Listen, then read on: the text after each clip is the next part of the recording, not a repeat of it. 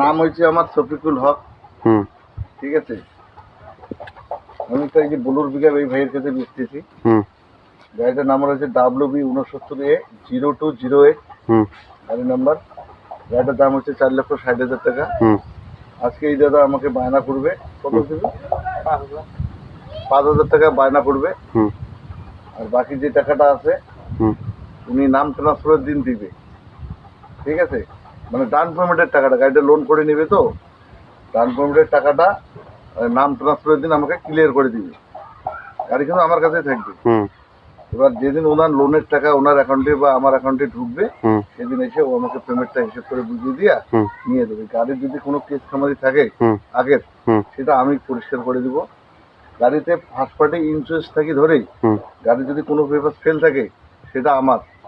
গাড়িতে যে ভিতরের ওই যে বাস্কেটের আছে, বাস্কেটের লকটা লাগাই দিব, দুইটা ফান্ডার লাগাই দিব, পিছনে একটা ম্যাট আছে, ম্যাটটা লাগাই দিব আমি। ঠিক আছে, তাতে তুই রাজি তো? হ্যাঁ রাজি।